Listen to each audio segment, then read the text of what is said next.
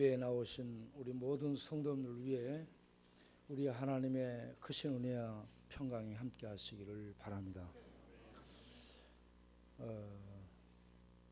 오늘은 우리가 지난 주간에 한 주간 동안에 있었던 일들을 간략간략하게 보여드리면서 말씀을 전하도록 하겠습니다.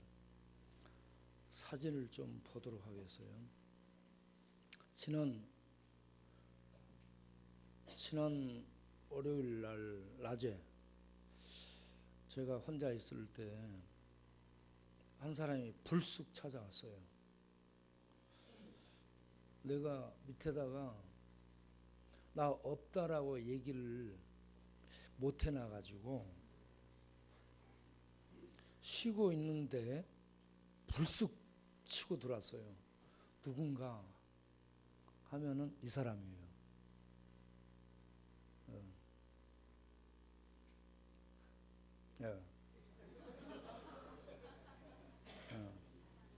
역전에서요 목탁 치는 승려입니다. 이름은 해국이에요. 해국.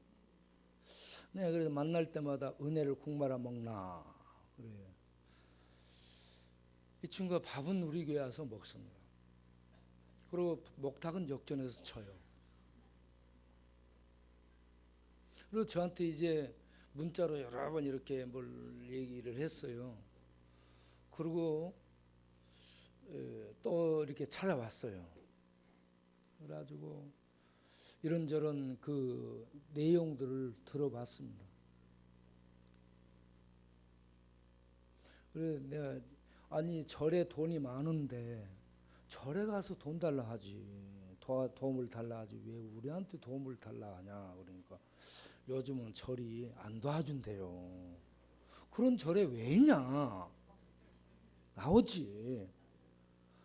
그러니까 자기도 방황을 하고 있답니다. 그렇지만 자기의 스승님이 지금 암에 걸렸대요. 모감에 걸렸는데 그 수술비로 치료비로 이렇게 돈이 많이 들어간대요. 그런데 자기 제자들이 그걸 거두어서 저 치료비를 줘야 된답니다. 그러니까 자기가 역전에 나서 목탁 친다는 거예요. 그러면서 동참 이런 아 우리한테 동참해 달라고 좀 알았다 이 얘기를 했죠. 지금 문자를 계속 보내왔습니다. 이 문제로 오늘 당회를 열라고 그렇습니다. 이따가 당회원들 모여주시길 바랍니다. 그리고 다음 날 화요일 날 오전에 우리가 동네 어르신들을 모아서 생신잔치가 있었습니다. 쪽방촌 일명 쪽방촌 사람들. 자, 그 그림을 좀 보여주면 이렇게 해가지고 제사상 차려놓은 것처럼 이렇게 앞에다가 탁 진열을 해놨어요. 넘기시고 여기에 참여하신 분들입니다. 그리고 저분이요 키가 1m 86 정도 되는 구청장입니다. 원래 부동산을 했던 분인데요. 아주 멀리서 봐도 그냥 보이는 분입니다. 이분의 인사말은 사랑합니다. 이게 특징입니다. 그리고 이제 제가 이 인사말을 하게 됐죠. 그 옆에 앉아 있는 분홍색을 입고 있는 분이 그 국회의원입니다. 삼선 국회의원이에요. 아니 본인 입으로 삼선이나 했으니까 그날 와서 인사말을 했습니다. 여기에 이제 여러분들이 다 오셨어요. 그 자리에서 제가 인사말을 하면서 또 복음을 전했습니다. 제가 목사기 때문에 복음을 전합니다 하면서 전하게 된 겁니다. 자, 그다음 이 친구가 혜성처럼 등장했습니다. 가수 못지않은 목소리를 가창력을 가지고 노래를 불렀어요. 탁 검은 안경 끼고 이렇게 나오니까 멋진 이 가수였습니다. 우리 이진경 목지사. 이 중국 여행을 갔을 때 차 안에서도요 노래를 부르는데, 야, 거기서는 여러분을 불렀어요. 여러분. 그 누구죠? 윤한기 동생 윤복희가 불렀던 여러분을 이렇게 불렀는데 참 잘 불렀습니다. 엊그저께 생신잔치에서는 무슨 노래를 불렀어요? 그건 불렀어요. 아주 잘 불러요. 오늘 아침에 찬양 인도하는데 목소리 좋죠? 그 다음 넘겨봐요. 그리고 그날 이 모든 것을 세팅하고 수고하는 우리 김영옥 소장님이 수고를 많이 해서 박수 한번 쳐주도록 하겠어요. 일어나.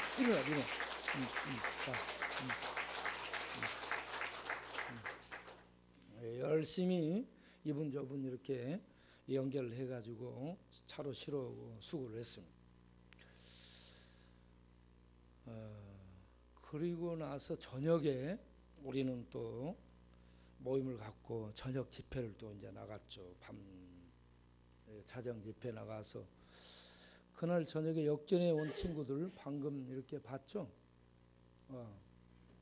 보여줘.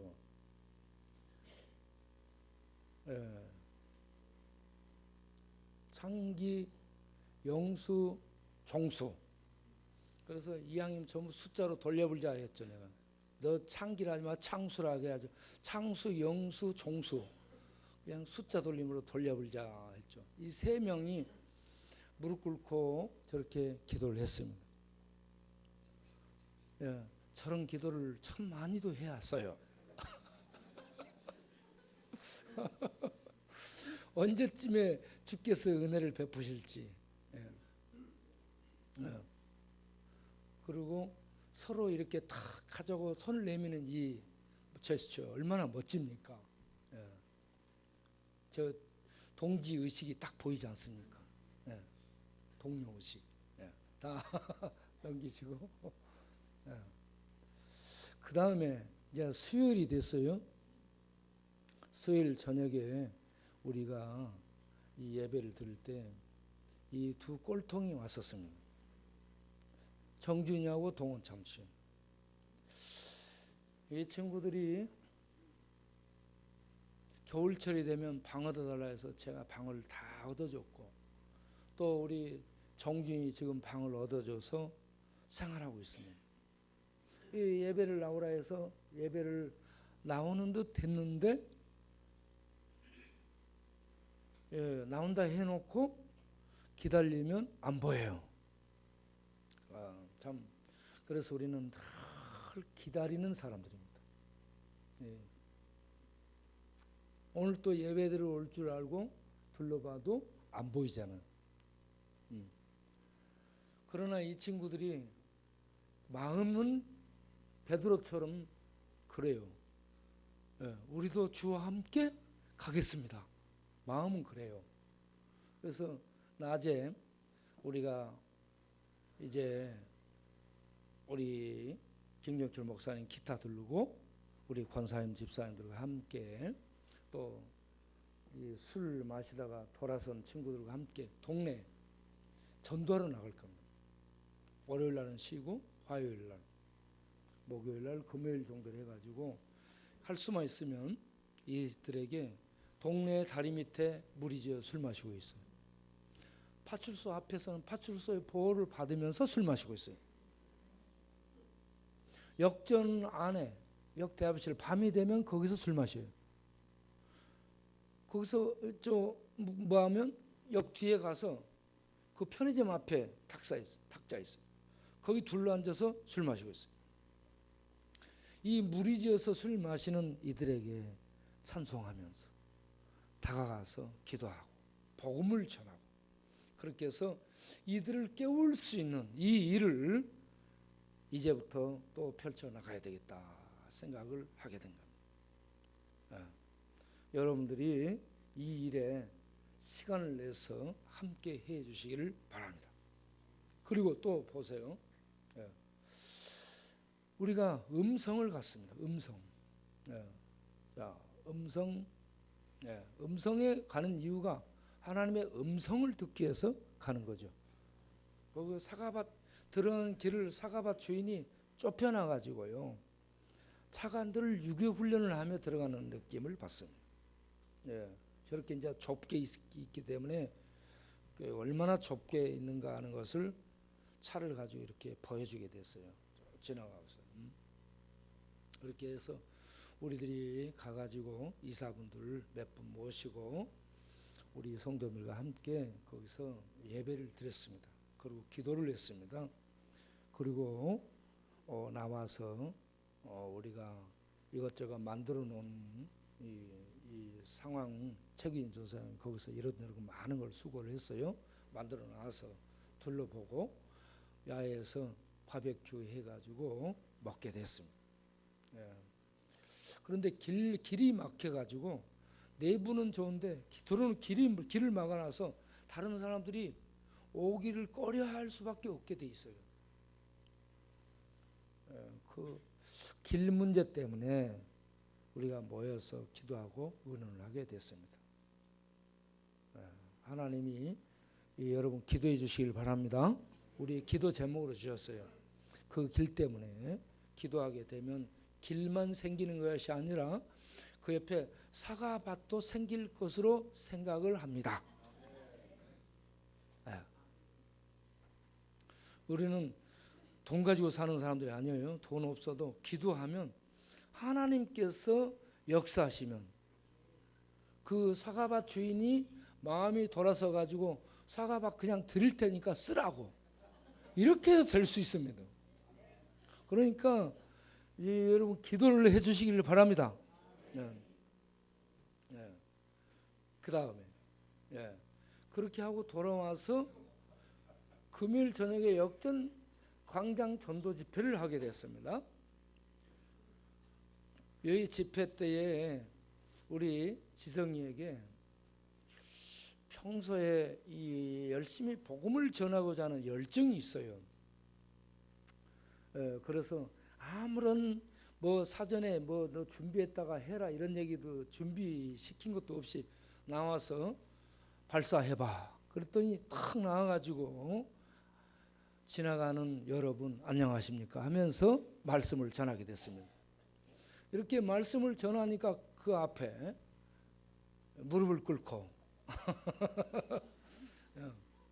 저렇게 하나님 앞에 이 무릎 꿇고 이 주여 불쌍히 여기소서 하면서 기도하는 친구들이 있게 된 것입니다. 앞으로 계속 이런저런 이 청년들을 돌려가면서 말씀을 전할 수 있도록 할 테니까 3분 설교를 다들 준비를 해가지고 언제든지 나와서 총알을 발사할 수 있도록 장전하시기를 바랍니다. 할렐루야. 아무라도 발사를 해야 됩니다. 다음. 그러고 나서 우리가 토요일 신방을 했어요. 제가 가운데 있고 양쪽에 있는 사람들이 영자입니다. 그 옆에 서 있는 분이 방씨예요. 쌍방 영자. 이렇게 해가지고 우리가 동네를 신방을 하게 됐죠. 동네 신방을 이제 하면서 첫 번째 만난 친구가 구세라 금순아. 구세라 금순아는 부산에서 갈매기 잡고 날아오는 친구인데요. 이 친구가 또 몸이 아프고 여러 가지 문제가 생겨서 길에서 기도하고 신랑을 부르고 그렇게 했습니다. 그런 다음에 우리 이 금순이 자매님이 엄마라고 하고 있는 김기임 할머니, 저 성도님 방에 신방을 갔어요. 근데 이불에다가 시를 해놨더라고. 치매가 와 있는 것 같아요. 그런데 몰라요. 그래서 거의 말소리도 없는 그런 상태인데 요양병원에 안 가시고 거기서 사시겠다고 그렇습니다. 요양병원에 될 수 있으면 가지 마시고 자유롭게 사는 것이 좋지 않을까 싶어요. 우리 이 형제들이 잘 돌봐줄 수 있기를 바랍니다. 저분에게 예배드리고 기도한 다음 그 옆방으로 옮겨갔어요. 그 옆방에 옮겨갔더니 이 할머니, 지금은 할머니가 됐어요. 이름이 김분남입니다. 그래서 이 김분남 이 성도님이 23살에 우리 동네에 들어왔습니다. 지금 연세가 76세입니다. 53년을 이 동네에 사시게 됐는데 가족도 없고요, 자녀도 없고요, 모아놓은 돈도 없고요, 희망도 없고 의미도 없고 인생에 아무 낙이 없습니다. 그래서 언젠가부터 죽기로 생각을 하고 밥을 안 먹기 시작했습니다. 밥을 안 먹기 시작해가지고 옆으로 돌려보세요. 손과 이 모습을 보니까 뼈만 남았어요. 다 말라가지고요. 저렇게 지금 다 말라있는 상태인데 참 우리가 가슴이 미어지는 그런 아픔을 느꼈습니다. 그래서 우리가 거기서 같이 예배드리고 소망스러운 찬송을 하고 그리고 기도를 해드리게 됐습니다.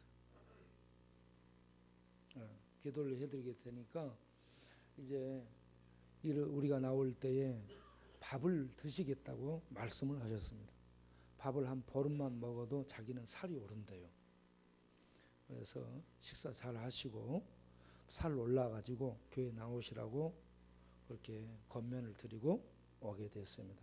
그런데 제가 이분을 느낄 때에 그 산장의 여인이 생각이 났습니다. 산장의 여인, 쪽방촌의 여인, 산장의 여인, 쪽방촌의 여인으로 내가 이 곡에다가 가사를 이렇게 붙여봤어요. 아무도 날 찾는 이 없는 외로운 쪽방촌에 기차 소리 덜컹덜컹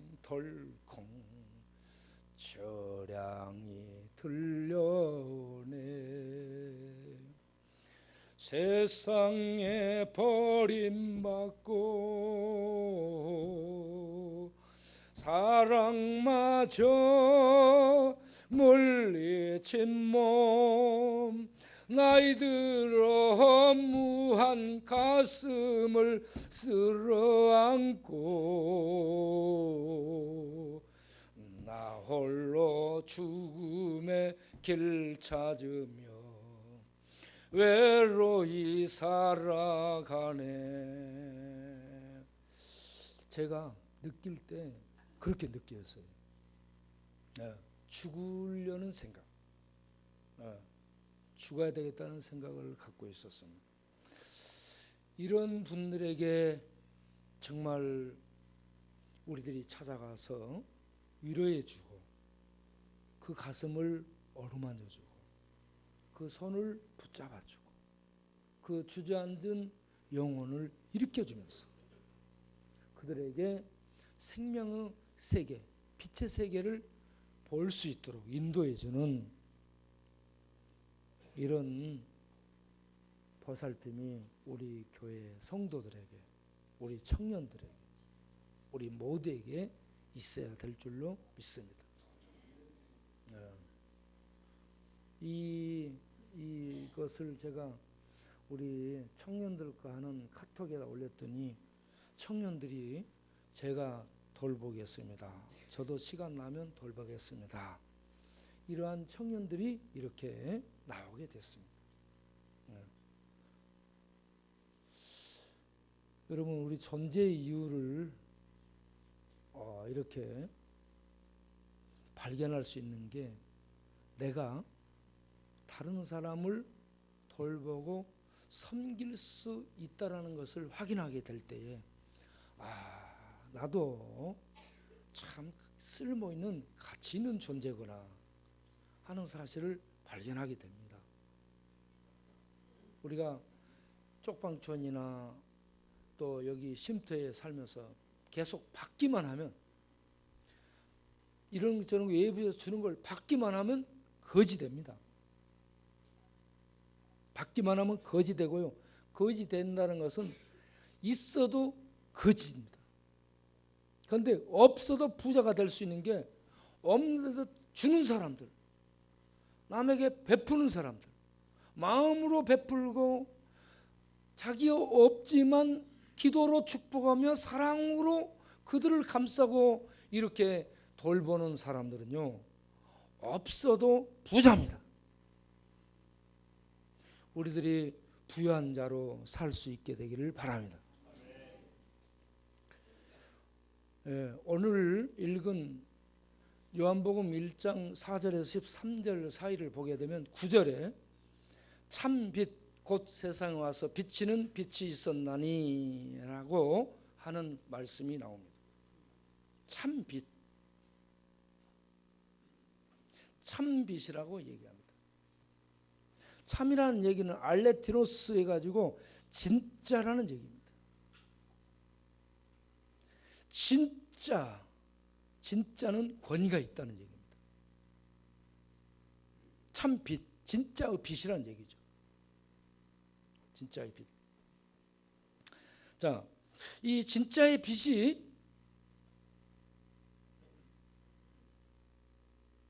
있다면 진짜의 빛을 얘기를 하고 있는데, 진짜의 빛을 얘기하고 있다면 그러면 가짜의 빛이 있다는 얘기입니다.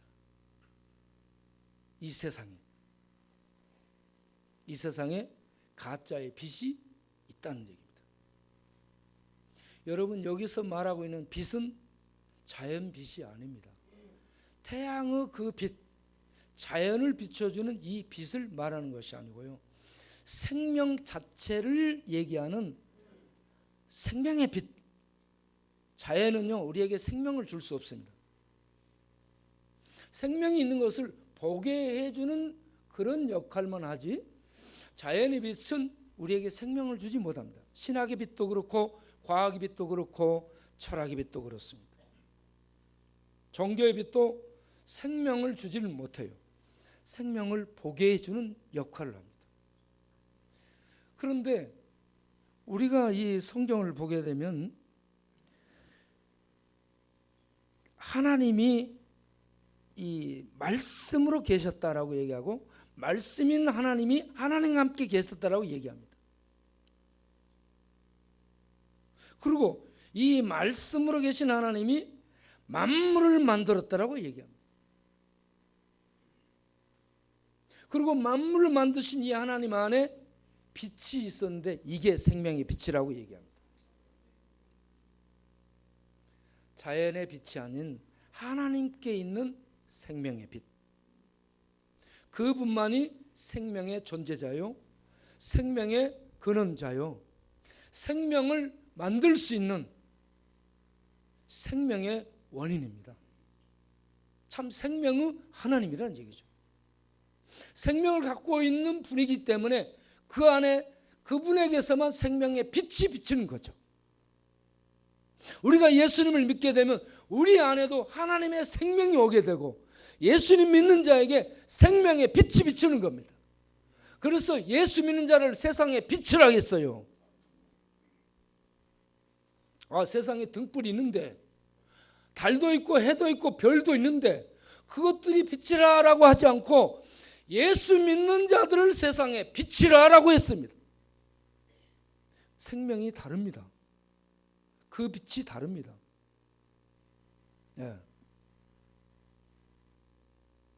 예수님은 하나님과 함께 계신 말씀이셨습니다. 말씀이라는 것이 영적 존재를 얘기하는 의미입니다. 영적으로 계신 거예요. 예수님이 하나님과 함께 계셨는데 말씀의 형태로 계셨는데 하나님도 영적이고 말씀인 예수님도 영적인 존재입니다. 영적으로 계시는 거예요. 그러면서 이 모든 만물을 만드셨고 만드신 그 하나님 자체가 생명의 근원이다는 얘기입니다. 생명을 가진 존재자입니다.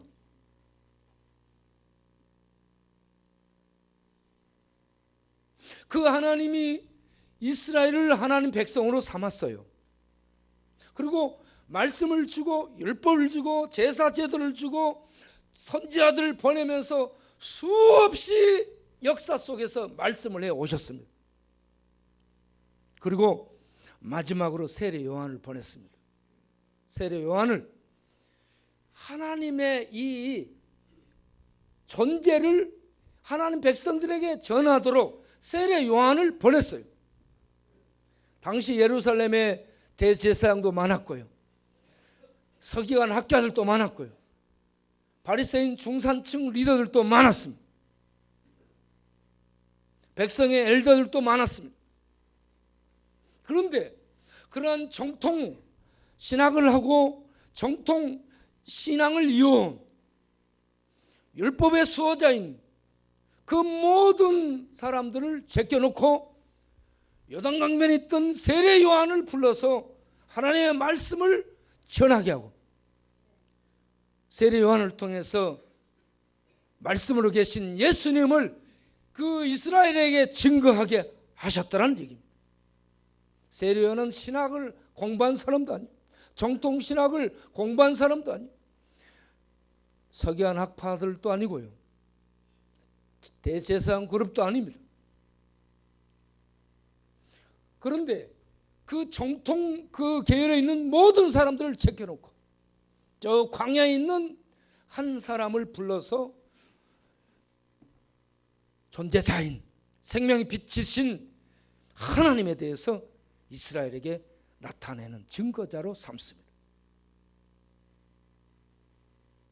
그러니까 그 서기관들 대제사장 그룹에 와서 너 누구냐 이렇게 묻습니다. 너는 뭐 아무것도 아니에요. 지금 공부한 것도 아니고 가문도 없고 전통도 없고 정통도 없고 신학 라인도 모르고 너 도대체 너 누구냐 그러면 나는 광야에서 외치는 자의 소리라. 뭐 소리? 뭔 소리?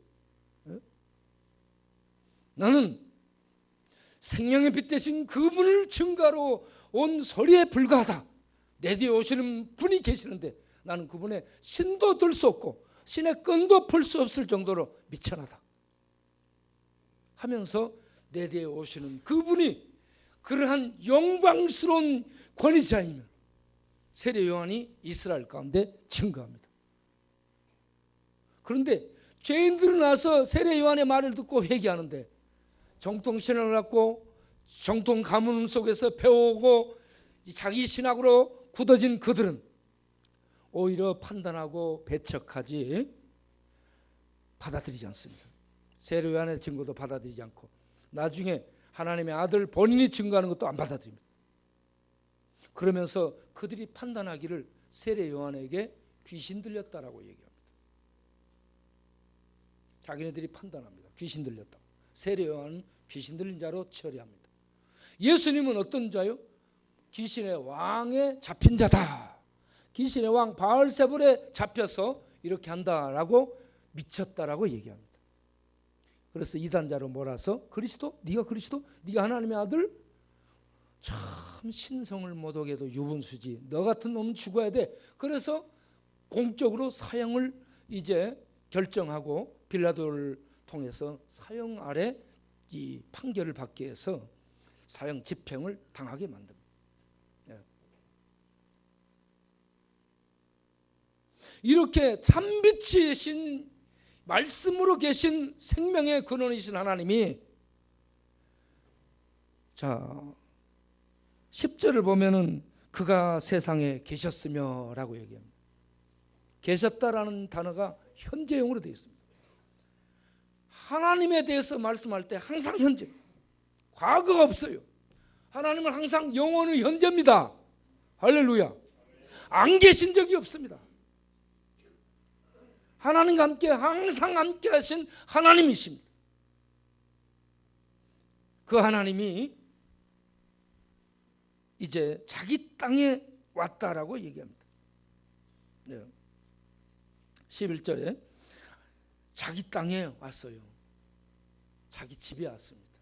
이스라엘 자기 집, 자기 백성, 자기 집에 왔는데 자기 백성이 모릅니다. 받아들이지 않습니다.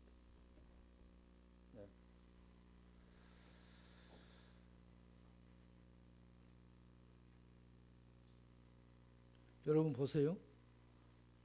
이 하나님이 말씀하셨고 언약을 맺었고 율법을 주고 신학을 주고 제사제도를 주고 할례제도를 주고 정결규례를 주고 모든 종 선지자들을 보내서 말씀하고 하나님이 직접 이제 나타나셔서 오셔서 그들에게 말씀하시는데 그 모든 부유하고 풍성한 것들을 가지고 열심히 공부하고 기도하고 가르치고 배우고 그러면서도 그 하나님을 몰랐더라.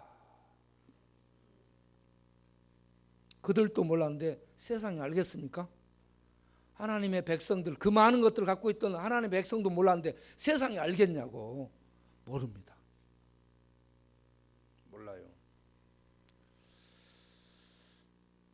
그런 이 세상의 모름에 대해서 고린도전서 1장을 보게 되면요, 세상의 그 모름을 이렇게 얘기합니다. 하나님의 지혜에 있어서는 이 세상이 자기 지혜로 하나님을 알지 못하는 거로 하나님께서 전도에 미련한 것으로 일을 하신다라고 얘기합니다. 이 말이 이상해요. 세상이 자기 지혜로 알지 못합니다. 세상 지혜로 모른다는 얘기입니다. 세상의 모든 지혜, 관원의 지혜, 과학의 지혜, 철학의 지혜, 어떤 종교의 지혜, 신학의 지혜라도 모릅니다. 그래서 신학 가지고 하나님의 말씀을 말칼질해서 하나님 말씀이 아니다라고 얘기합니다.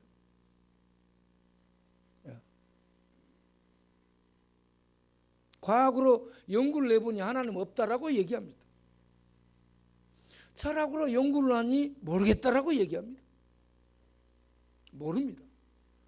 그렇게 많은 것을 찾고 연구하고 하는데 그 빛들을 통해서는 몰라요. 그런데 하나님이 사용하는 방법이 뭐냐? 전도라는 겁니다. 전도하는 사람들 보세요. 전도하는 사람들 치고 공부 잘하고 하버드 박사학위를 가진 사람이 역전 나가서 막 전도하고 그러는 거 봤어요?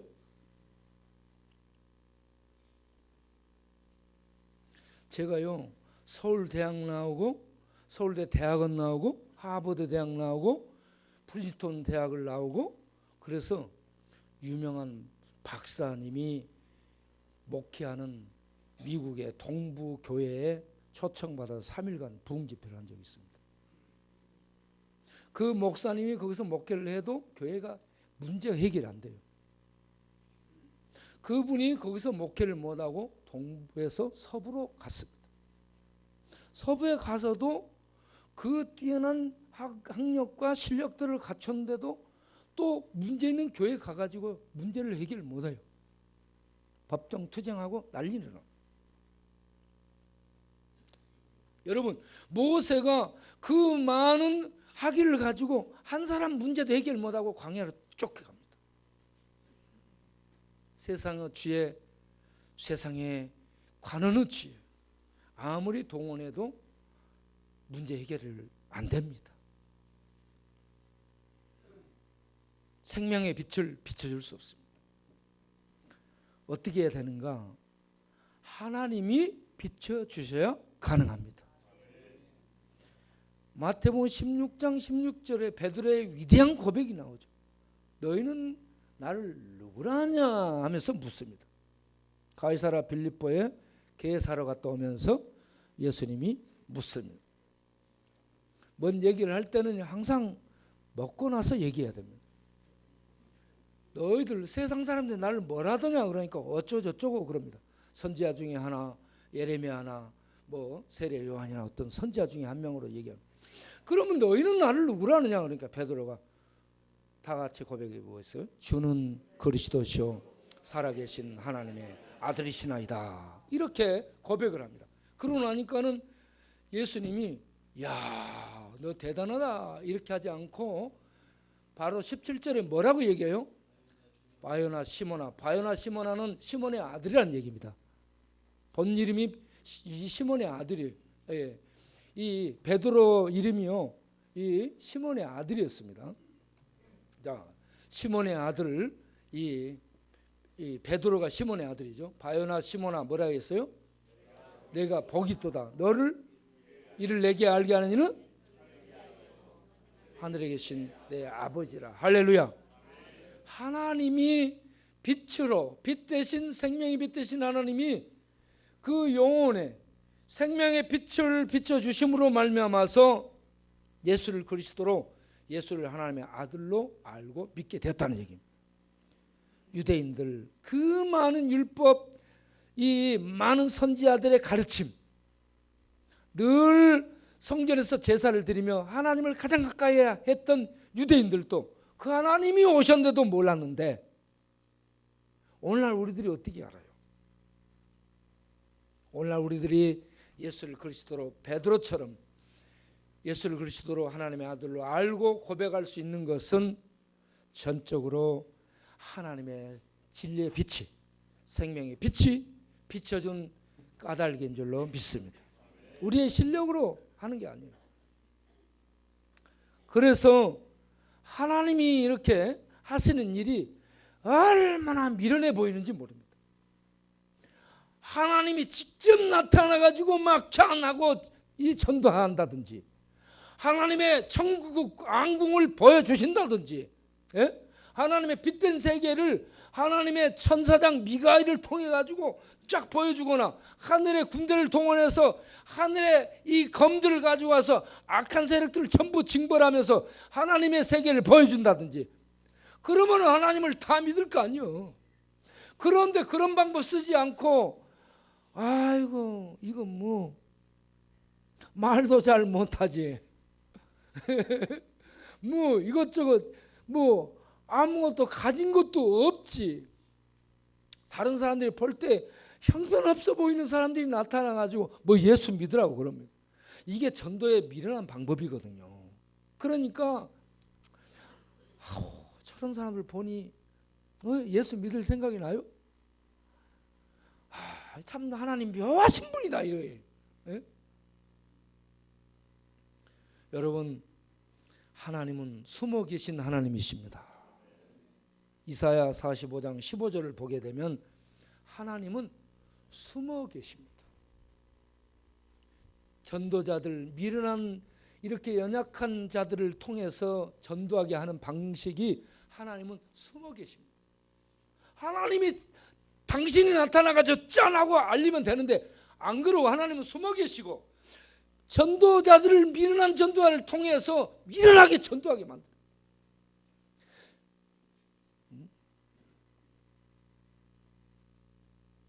여러분, 이사야 41장부터 46장까지 무슨 말씀이 주된 내용이냐면 우상을 놓고요 변론하는 말씀입니다. 우상 것들은 신이 아니야, 가짜입니다. 그런데 우상이 참신처럼 둔갑되어 있어요. 그래서 하나님이 나는 여호와다, 나만 신이다, 나만 구원자다, 나만이 참신이다, 나 외에는 신이 없다. 이사야 41장부터 46장까지 전 내용이 그겁니다. 그러면서 너희들 세상에 믿고 있는 우상 전부 가짜다, 거짓이다라고 얘기합니다. 거짓된 신, 그걸 믿고 있습니다. 요한복음 16장을 보게 되면 11절에 이 세상 임금이라고 사탄을 얘기하고 있습니다. 예수님. 이 고린도후서 4장 4절에 사도 바울은 이 세상 신이라고 얘기합니다. 예수님은 이 세상 임금, 바울은 이 세상 신이라고 얘기하는데 이 세상 신이 어떤 특성을 갖고 있는가? 요한복음 8장 44절을 보게 되면 요한복음 8장 44절에 거기에 사탄 마귀를 살인의 원조요 거짓의 와비로 표현하고 있습니다. 자, 사탄 마귀, 세상 신, 세상 임금이 어떤 존재예요? 거기 보면 처음부터 살인한 자, 생명의 파괴자입니다. 살인자입니다. 생명의 파괴를 한 이 살인의 원조가 마귀입니다. 그리고 거짓의 아비에게서는 모든 것이 나오는 겁니다. 그래서 아비라고 하는 겁니다. 그것도 원조예요. 모든 거짓은 이 마귀에게서 나옵니다. 마귀가요 거짓과 살인의 원조 창본입니다. 하나님은 생명을 가진 자요 생명의 빛입니다. 그 마귀는 살인 파괴자, 생명의 파괴자요 거짓의 원조입니다. 이 마귀가 우상을 만들어 가지고 자기를 강하게 세상에 제시하며 계속 신처럼, 자기가 신처럼 행세를 합니다. 그런데 예수님이 참 빛, 참 신이라는 얘기입니다. 참 생명의 존재자라는 얘기입니다. 참 진리라는 얘기입니다. 처음부터 말씀해온 가짜인 이 사탄 마귀가 우상을 만들고 철학, 과학, 신학들을 동원해서 여러 가지로 자기를 이 신처럼 만들면서 세상에 자기를 계속해서 강조하고 있다는 얘기입니다. 그런데 이 세상 신은 참이 아니라는 얘기입니다. 거짓말쟁이, 거짓의 아비, 살인자, 마귀. 그래서 예수님이 말씀합니다. 요한복음 14장 6절에 여러분 잘 아는 말씀이죠. 나는 길이요 진리요 생명이니 나를 통하지 않고는 아버지께로 갈 수가 없다 이 말입니다. 왜냐하면 예수님만이 참입니다. 예수님만이 진리예요. 참이라는 말은 진리라는 얘기입니다. 이 세상은 대단해 보이는데 가짜입니다. 마귀는 가짜 신이에요. 거짓 신이 아닙니다. 하나님 생명의 근원자, 생명의 빛이 비치시도록 우리를 생명을 알게 비춰주는 그 하나님만이 참 신이고 참 진리라는 얘기입니다. 이 분이 육신이 되어서 이 세상에 오셨습니다. 숨어 계신 하나님을, 영으로 숨어 계신 하나님을 짠 하고 세상 가운데 나타내 보이기 위해서 예수님이 오셨습니다. 이거는 우주적인 사건입니다. 하나님, 영적으로 계신 숨어 계신 하나님이 하나님의 어떠함을 보여주기 위해서 이 세상에 인간들하고 똑같은 모습으로 오신 겁니다. 이건 놀라운 사건입니다. 그렇게 하나님이 오셨는데도 세상은 그 하나님을 모르더라. 그 백성이 모르더라. 그런 속에서 예수를 알고 믿었다. 기적입니다. 생명의 빛이 비춰진 거, 태양빛이 비춰진 거 아니에요? 과학빛이 비친 거 아니에요? 하나님의 생명의 빛이 우리의 영혼에 비춰서 우리 눈이 떠지고 우리 이성이 떠지고 우리 지성이 열리고 우리 이해력이 열려서 하나님의 존재를 알게 되고 믿게 되고 받아들이는 믿음을 갖게 될 때에 요한복음 1장 12절 13절에 영접하는 자, 곧 믿는 자는, 그분을 믿는 자는 하나님의 자녀가 된다. 할렐루야. 하나님의 자녀, 하나님의 가족이 됩니다. 하나님 생명을 가진 자가 돼가지고 하나님과 함께 사는 하나님의 가족이 되게 하신다는 얘기입니다. 이것보다 복된 것이었습니다.